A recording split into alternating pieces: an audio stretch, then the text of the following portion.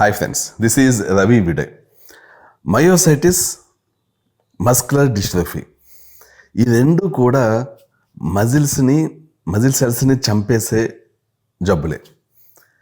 ఈ రెండు డిసీజెస్లో కూడా మనిషి మజిల్స్ అలాగా సెల్స్ చనిపోయి మజిల్స్ వీక్ అయిపోయి అలా కుంగి కృషించిపోవడం, ఇంకా ఏ పనులు చేయలేక చేతులు కాళ్ళు పనిచేయక అలాగా ఉండి కొంతకాలం పోయాక మనిషి తినడానికి కూడా ఆస్కారం ఉండకుండా అలా అవుతుంటుంది.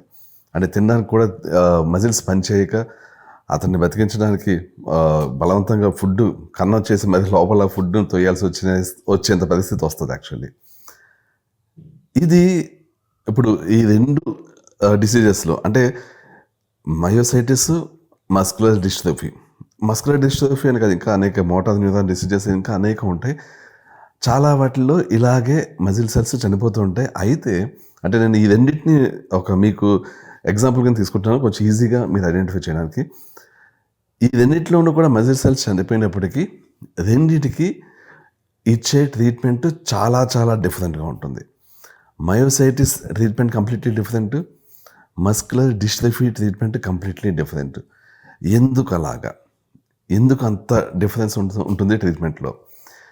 ఈ విషయాన్ని నేను ఎక్స్ప్లెయిన్ చేస్తాను. అయితే వీడియో టాపిక్లో వెళ్ళే ముందు ఒక విషయం చెప్పాలి. అదేంటి అంటే సప్లిమెంట్స్ మేము మామూలుగా అమెజాన్లో సేల్ చేస్తున్నాము, అలాగే ఇక్కడ మా క్లినిక్లో కూడా సేల్ చేస్తున్నాము. అయితే కొంతమంది ఈ మధ్య కొంచెం బల్క్లో కావాలి అని ఇంతకుముందు అడిగారు యాక్చువల్లీ, అప్పుడు మేము ఇవ్వలేదు. బట్ ఇప్పుడు ఎవరన్నా సరే బల్క్లో కొందాము సప్లిమెంట్స్ అని ఉంటే, అంటే 50,000 పైబడి అంటే పైన మీకు ఏదైనా బల్క్లో సప్లిమెంట్స్ కావాలి అంటే, ఇంతకుముందు మేము డిస్కౌంట్లో అది ఇవ్వము అన్నాము. బట్ ఇప్పుడు మాత్రం ఒకవేళ బల్క్ ఆర్డర్ వస్తే మాత్రం డిస్కౌంట్లో మీకు ఇద్దామని ప్లాన్ ఉంది. అయితే అన్ని సప్లిమెంట్స్ మీద ఇది సాధ్యం కాదు. ఎందుకంటే for example autoimmune cure కానీ, నర్వ్ రీజన్ కానీ, ఇవి అంటే almost no loss no gain kind of వేలో మేము సేల్ చేస్తున్నాం. కాబట్టి వీటిలో డిస్కౌంట్ ఇవ్వడం అనేది సాధ్యం కాదు. L-గ్లూటమిన్ ఇలాంటి వాటిలో డిస్కౌంట్ ఇవ్వడం సాధ్యం కాదు. మిగిలిన సప్లిమెంట్స్లో కొన్ని సప్లిమెంట్స్లో డిస్కౌంట్ ఇవ్వడం సాధ్యం అవుతుంది. సో ఎవరైనా బల్క్ ఆర్డర్ పెట్టి ప్లాన్లో ఉంటే 50,000 పైబడి మీకు అమౌంట్ని బట్టి మీకు డిస్కౌంట్ ఇవ్వడం జరుగుతుంది. సో అలాంటి ప్లాన్స్ ఎవరన్నా ఉంటే మీరు మా వాళ్ళని కాంటాక్ట్ చేయండి. అంటే స్క్రీన్ మీద కనిపిస్తున్న నెంబర్కి మీరు మెసేజ్ చేయండి. ఓకే, ఇప్పుడు వీడియో టాపిక్లోకి వచ్చేస్తాను. మయోసైటిస్, మస్కులర్ డిస్ట్రోఫీ రెండిట్లోనూ మజిల్ సెల్స్ చనిపోతాయి. కానీ డిఫరెన్స్ ఏంటి అంటే మయోసైటిస్ అనేది auto immune disease, muscular dystrophy అనేది ఆటో ఇమ్యూన్ డిసీజ్ కాదు. అది చాలా పెద్ద డిఫరెన్స్. జరిగేది ఒకటే, మజిల్ సెల్స్ చనిపోతుంటాయి, కానీ root cause completely different. So root cause మయోసైటిస్కి ఏంటి? నన్ను ఫాలో అవుతున్న వాళ్ళందరికీ ఇప్పటికీ తెలిసే ఉంటుంది. ఆటోఇమ్యూన్ జబ్బులన్నిటికీ రూట్ కాజ్ ఏంటి? చిన్న ప్రేగుల్లో మీకు పెరిగిపోయిన ఫంగస్. అంటే ఇండైరెక్ట్గా డైజెషన్ ఇష్యూస్ వల్ల ఫంగస్ పెరిగి దానివల్ల మయోసైటిస్ అనే ఆటోఇమ్యూన్ జబ్బు వస్తుంది. ఓకే, మస్కులర్ డిస్ట్రోఫీకి పర్టికులర్ ఇది రీజన్ అని చెప్పలేము. ఎందుకంటే ఇది జెనెటిక్స్ వల్ల రావచ్చు, కొంతమందికి జెనెటిక్స్లో లేకపోయినా కూడా వస్తుంటుంది. నరాల ఇష్యూ వల్ల కూడా రావచ్చు. అంటే నరాలు డ్యామేజ్ అయ్యి కానీ, ఏదైనా యాక్సిడెంట్ అయ్యి కానీ దానివల్ల కూడా రావచ్చు. అంటే మజిల్స్కి నరాలు హెల్దీగా ఉండి మజిల్ సెల్స్ని యాక్టివ్గా ఉంచితేనే, మజిల్ సెల్స్ కావాల్సిన బ్లడ్ సర్క్యులేషన్ అవుతేనే మజిల్స్ బలంగా ఉంటాయి. ఎప్పుడైతే నరాలు డ్యామేజ్ అవుతాయో అలాంటి వాళ్ళకి మస్కులర్ డిస్ట్రోఫీ రావచ్చు. అలాగే కొంతమందికి డయాబెటీస్ అన్కంట్రోల్డ్గా అనేక సంవత్సరాలు ఉన్నప్పుడు కూడా వాళ్ళకి నరాలు డ్యామేజ్ అయ్యి మజిల్స్ చనిపోవడం అనేది ప్రాసెస్ స్టార్ట్ అవ్వచ్చు. అంటే ఇది మస్కులర్ డిస్ట్రోఫీ అనేది ఒకటే కాదు, మోటార్ న్యూరాన్ డిసీజెస్ రకరకాలు ఉంటాయి. మెయిన్లీ ఈ మోటార్ న్యూరాన్ డిసీజెస్ కానీ న్యూరోమస్కులర్ డిసీజెస్, వీటి న్యూరోమస్కులర్ ఎందుకంటే అంటే నరాలు డ్యామేజ్ అయ్యి దానివల్ల మజిల్స్ చనిపోవడం అనేది స్టార్ట్ అవుతుంది. అది అందులో మస్కులర్ డిస్ట్రోఫీ ఉంటుంది. ఇంకా సెవరల్ జబ్బులు ఉంటాయి. ఇందులో మన వీటికి వచ్చేసరికి ఏమవుతుంది, మయోసైటిస్ మైస్థీనియా గ్రేవిస్ ఇవి ఆటో ఇమ్యూన్ జబ్బులు. ఆటో ఇమ్యూన్ జబ్బులు అవ్వడం వల్ల ఇవి మజిల్స్‌ని ఎఫెక్ట్ చేస్తుంటాయి. సో, ఆటో ఇమ్యూన్ జబ్బుల వల్ల మజిల్ సెల్స్ చనిపోతుంటే దానికి కంప్లీట్‌లీ డిఫరెంట్ ట్రీట్మెంట్ ఉంటుంది. దానికి సింపుల్ ట్రీట్మెంట్ ఏంటి మీకు రూట్ కాజ్ తెలిసింది కాబట్టి దాన్ని ఫిక్స్ చేయడం. రూట్ కాజ్ ఏంటి? రూట్ కాజు మీకు డైజెషన్ సరిగ్గా లేకపోవడం, ఫంగస్ ఎక్కువైపోవడం. సో, డైజెషన్‌ని ఫిక్స్ చేసి మీ బాడీలోంచి ఫంగస్‌ని బయటికి పంపించి అప్పుడు జాగ్రత్తగా మళ్ళీ ఫంగస్ రీఫార్మ్ కాకుండా చూసుకుంటే మీకు కంప్లీట్‌లీ మయోసైటిస్ నుంచి మీరు బయటపడొచ్చు. అండ్ మజిల్ సెల్స్ ఏవైతే వీక్ అయిపోయినాయో మళ్ళీ అవన్నీ కూడా స్ట్రాంగ్ అవుతాయి. ఆటోమేటిక్ మీరు కంప్లీట్‌లీ హెల్తీ అయిపోతారు. మా పేషెంట్స్‌లో ఇలాగ 100కి 100% కోలుకున్న వాళ్ళు ఉన్నారు యాక్చువల్లీ. సో, మయోసైటిస్ అనే జబ్బు గాని వస్తే, అలాగే మైస్థీనియా గ్రేవిస్ కొంచెం డిఫరెంట్. అది నరాల్ని, మజిల్స్‌ని కూడా ఎఫెక్ట్ చేస్తుంది. బట్ మయోసైటిస్ డైరెక్ట్‌లీ మజిల్ సెల్స్‌ని అటాక్ చేస్తుంది ఇమ్యూన్ సిస్టమ్. అంటే muscle cells inflammation. Direct attack to muscle cells. So, అది completely we can reverse it. ఇప్పుడు మస్కులర్ డిస్ట్రోఫీ వీటిల్లో motor neuron diseases, several motor neuron డిసీజెస్‌లో అలాగే ఫైబ్రోమైయాల్జియా ఇలాంటి అనేక muscle cells related, nerves related జబ్బుల్లో వీటికి రూట్ కాజ్‌కి వస్తే మల్టిపుల్ రూట్ కాజెస్ ఉంటాయి. చాలామందికి డయాబెటీస్ అన్‌కంట్రోల్డ్‌గా ఉండడం వల్ల కొంతకాలం పాటు చాలామంది ఎలా ఉంటుందంటే, నాకు డయాబెటీస్ ఉంది కానీ ఏ విధమైన లక్షణాలు లేవు. నేను డైలీ నైట్ స్వీట్స్ తింటాను తెలుసా? రోజు నైట్ నేను 3 స్వీట్లు తింటే కానీ పడుకోను తెలుసా? నాకు డయాబెటీస్ ఉంది బట్ ఏ విధమైన లక్షణాలు లేవు నాకు. అసలు డయాబెటీస్ ఉన్న వాళ్ళకి వచ్చినట్లు కళ్ళు తిరగవు, నీరసంగా ఉంటుంది. అంతా నేను యాక్టివ్‌గా ఉంటాను.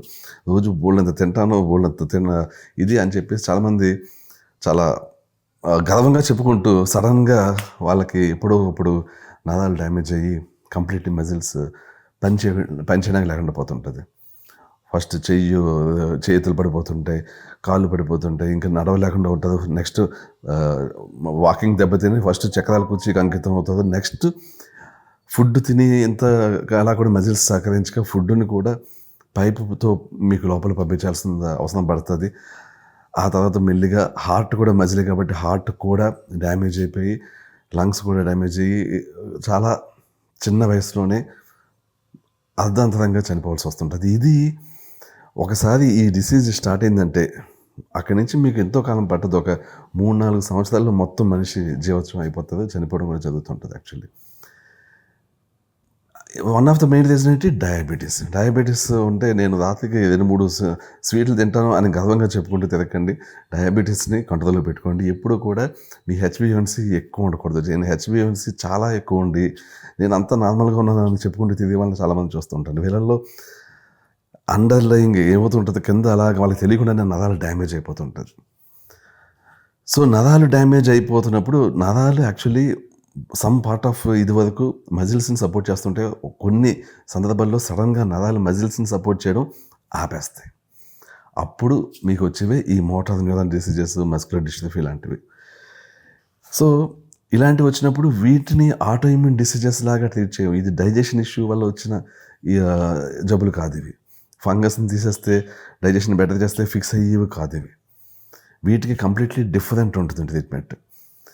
వీటిని చెప్పాలంటే వీటిని ప్రోగ్రెస్ చేయకుండా ఆపగలం తప్పించి ప్రోగ్రెస్ అవ్వకుండా రివర్స్ చేయడం అనేది కష్టం. బట్ రివర్స్ అయిన సందర్భాలు కూడా ఉన్నాయి. అంటే పేషెంట్ డెడికేషన్, పేషెంట్ యొక్క డిటర్మినేషన్ చాలా చాలా ఇంపార్టెంట్ ఇక్కడ. ఎందుకంటే పేషెంట్ నిజంగా ఏంటంటే ఇంక నేను ఎలాగైనా సరే రివర్స్ చేసుకోవాలని చెప్పి మొత్తం మనకి ఏంటంటే హార్మోన్ రీప్లేస్మెంట్ థెరపీ ఇవ్వాల్సి ఉంటుంది, టెస్టోస్టెరాన్ ఇవ్వాల్సి ఉంటుంది, గ్రోత్ హార్మోన్ ఇవ్వాల్సి ఉంటుంది, అండ్ పేషెంట్ చేత వర్కౌట్స్ చేయించాల్సి ఉంటుంది. పేషెంట్ బ్లడ్ చిక్కగా ఉంటే ఎప్పటికప్పుడు బ్లడ్ని చిక్కగా ఉండకుండా దాన్ని మామూలుగా చేస్తూ ఉండాలి. నరాలు దెబ్బతినకుండా చూడాలి. నరాలు రీజనరేట్ అయ్యే సప్లిమెంట్స్ ఇవ్వాలి, బోన్స్ రీజనరేట్ అయ్యే సప్లిమెంట్స్ ఇవ్వాలి, చాలా సప్లిమెంట్స్ ఇవ్వాలి, చాలా హార్మోన్స్ ఇవ్వాలి, చాలా వర్కౌట్స్ చేయాలి. అప్పుడు కానీ పేషెంట్ బ్యాక్కి వెళ్ళడం అంటే ప్రోగ్రెస్ అవ్వడం ఆపడంతో పాటు మళ్ళీ మనిషి మజిల్స్ మళ్ళీ తెచ్చుకోవడం, మజిల్స్ మళ్ళీ పనిచేయడం ఇవన్నీ స్టార్ట్ అవుతాయి. అయితే ఇది చాలామందికి సజెస్ట్ చేయం యాక్చువల్లీ. ఎందుకంటే ఫర్ ఎగ్జాంపుల్ ఇందులో ఎలా ఉంటుందంటే టెస్టోస్టెరాన్ నార్మల్ రేంజ్ ఎంత ఉంటుంది? 300 నుంచి 800 మధ్యలో ఉంటే రివర్స్ చేయాలనుకున్న వ్యక్తికి డెఫినెట్లీ టెస్టోస్టెరాన్ అనేది రీప్లేస్మెంట్ డోస్‌లో కాకుండా ఎక్కువ డోస్‌లో ఇవ్వాల్సి ఉంటది. అంటే మనిషికి 300 నుంచి 900 ఎంతో యావరేజ్ అనుకుందాం ఉండాల్సింది. వీళ్ళకి 1200 నుంచి 1400 లెవెల్‌లో ఉంచాల్సి ఉంటది టెస్టోస్టెరాన్‌ని. అప్పుడే మజిల్స్ బలపడుతుంటాయి. అప్పుడే మనిషి కోలుకుంటూ ఉంటాడు. అంటే అండ్ ఇంకో విషయం, నరాలు సపోర్ట్ చేయనప్పుడు మనం టెస్టోస్టెరాన్ ఎంత ఇచ్చినా కూడా మజిల్స్‌కి పని చేయదు. చాలామంది డిప్రెషన్ తో బాధపడుతున్న వాళ్ళు, డిప్రెషన్‌కి ఆహ్, స మెడిసిన్స్ తీసుకుంటున్న వాళ్ళ దగ్గర మేము ఏం గమనించామంటే వాళ్ళకి టెస్టోస్టెరాన్ రీప్లేస్‌మెంట్ థెరపీ పనిచేయదు యాక్చువల్లీ. వాళ్ళు టెస్టోస్టెరాన్ ఎంత తీసుకున్నా వాళ్ళకి ఏం తేడా తెలీదు. మజిల్స్‌లో ఎనర్జీ ఉండదు. మజిల్స్ పెరగవు కూడా. ఎందుకని ఇక్కడ నరాలు సమస్యతో బాధపడుతున్నారు వీళ్ళు. నరాల సమస్యతో బాధపడుతున్న వాళ్ళకి టెస్టోస్టెరాన్ రీప్లేస్‌మెంట్ థెరపీలో డోసేజ్‌లో పనిచేయదు. వీళ్ళకి దానికంటే ఎక్కువ డోసేజ్ ఇవ్వాలి. సో 800, 700 డోసేజ్ రీప్లేస్‌మెంట్ డోసేజ్ అంటే 800, 700 లెవెల్‌లో టెస్టోస్టెరాన్ ఉంటే అది రీప్లేస్‌మెంట్ డోసేజ్. కానీ నరాల ఇష్యూస్‌తో బాధపడుతున్న వాళ్ళకి 1200, 1400 డోసేజ్‌లో పెట్టాలి. అప్పుడే వాళ్ళకి సరైన లెవెల్‌లో మజిల్స్ సేవ్ అవుతుంటాయి. And at the same time ఇది చేస్తూనే నరాలను బలంగా చేసే సప్లిమెంట్స్ ఇవ్వాలి. నరాలను బలంగా చేసే సప్లిమెంట్స్ ఇస్తూ గ్రోత్ హార్మోన్ కూడా సరైన లెవెల్‌లో ఉంచాలి. ఎందుకంటే గ్రోత్ హార్మోన్ తక్కువైనా కూడా నరాలు వీక్‌నెస్ అనేది అలా వెళ్ళిపోతుంటది. మజిల్స్ సెల్స్ చచ్చిపోతూ ఉంటాయి. సో, గ్రోత్ హార్మోన్‌ని రీప్లేస్‌మెంట్ డోసేజ్‌లో ఇస్తూ, టెస్టోస్టెరాన్‌ని ఎక్కువ డోసేజ్‌లో అంటే ఇవ్వాల్సిన మాక్సిమం అమౌంట్ కంటే ఎక్కువ అమౌంట్‌లో ఇస్తూ, వాటికి సైడ్ ఎఫెక్ట్స్ లేకుండా జాగ్రత్తగా చూసుకుంటూ అలా కూడా ఉంటుంది. ఎందుకంటే టెస్టోస్టెరాన్ డోసేజ్ ఎక్కువైతే అది డీహెచ్టీ కింద కన్వర్ట్ అవుతుంది. ఈస్ట్రోజన్ కింద కన్వర్ట్ అవుతుంది. డీహెచ్టీ కింద ఎక్కువ కన్వర్ట్ అయితే దానివల్ల సైడ్ ఎఫెక్ట్స్ ఉంటాయి. ఈస్ట్రోజన్ కింద ఎక్కువ కన్వర్ట్ అయితే దానివల్ల సైడ్ ఎఫెక్ట్స్ ఉంటాయి. చాలా అంటే గైనకోమేనియా అని, గైనకోమేస్టియా అని, అలాగే డీహెచ్టీ కింద ఎక్కువ కన్వర్ట్ అయితే బట్టతల రావడం ఇదంతా చాలా ఉంటాయన్నమాట. సో వీటిని జాగ్రత్తగా డీహెచ్టీ బ్లాకర్స్ ఇచ్చి ఆపాలి. ఈస్ట్రోజన్ బ్లాకర్స్ ఇచ్చి ఆపాలి. సో ఇది చాలా పెద్ద సైన్స్ యాక్చువల్లీ. సో ఇది ఎవరైనా ఒక మస్కులర్ డిస్ట్రోఫీ అలాంటి జబ్బులు, మోటార్ న్యూరాన్ జబ్బులతో బాధపడుతున్న వాళ్ళని రివర్స్ చేయడం గానీ, వాళ్ళ మజిల్స్ చనిపోకుండా ఆపడం గానీ, వాళ్ళ మజిల్స్ ప్రోగ్రెస్ చేయకుండా, మజిల్ లాస్‌ని ప్రోగ్రెస్ అవ్వకుండా ఆపడం గానీ ఈజీ జాబ్ కాదు. చాలా కష్టమైన జాబ్. సో అందుకనే దీన్ని అందరికీ సజెస్ట్ చేయడం జరగదు. ఎందుకంటే వీటన్నిటికి రెడీ అయిన వాళ్ళకే ఇది ఇవ్వడం జరుగుతుంది. ఎవరైతే పేషెంట్ చూసిన వెంటనే తెలిసిపోతుంది మాకు యాక్చువల్లీ ఈ వ్యక్తి కంటిన్యూస్‌గా చేసే వ్యక్తి కాదు. వాళ్ళకి ఎంత సీరియస్ జబ్బున్నా కూడా ఇవ్వం యాక్చువల్లీ. ఎందుకంటే ట్రస్ట్ ఉండాలి. ట్రస్ట్ ఉండాలి. అండ్ ఆ వ్యక్తి మీద కూడా మాకు ట్రస్ట్ ఉండాలి. ఆ వ్యక్తి చేస్తాడు, చేయగలడు, ఎంతైనా కూడా వెళ్ళగలడు, ఎంతైనా అమౌంట్ పెట్టగలడు. ఎందుకంటే అమౌంట్ పెట్టాల్సి వస్తుంది. ఎందుకంటే ఇన్ని సప్లిమెంట్స్, ఇన్ని హార్మోన్స్, ఇన్ని మెడిసిన్స్ ఇవన్నీ తీసుకోగలగాలి. సో అందుకనే దీనికి ఇంగ్లీష్ మెడిసిన్‌లో యాక్చువల్లీ వైద్యం లేదు. ఇదంతా ఇంగ్లీష్ మెడిసినే యాక్చువల్లీ. ఇప్పుడు హార్మోన్స్ ఇవన్నీ ఇంగ్లీష్ మెడిసినే. సప్లిమెంట్స్ కూడా ఉంటాయనుకోండి, అది వేరే సంగతి. బట్ అలోపతిక్‌లో దీనికి వైద్యం లేదు. ఇది ఎందుకంటే వైద్యం అంటే ఇది అన్ని విధాలుగా పేషెంట్ దగ్గరుండి అలా చూసుకుంటూ ఉండాలనమాట. చాలా కష్టమైన ప్రాసెస్ ఇది. అది. సో అంత ఉంటుందండి actually. So but still muscular dystrophy లాంటి జబ్బులు ఎంత దారుణమైన జబ్బులంటే వచ్చిన పేషెంట్ ఇంకంతే ఆ వ్యక్తి లైఫ్ అయిపోయినట్టే ఉంటుందన్నమాట. ఎందుకంటే రోజు రోజుకి అంటే స్లో డెత్.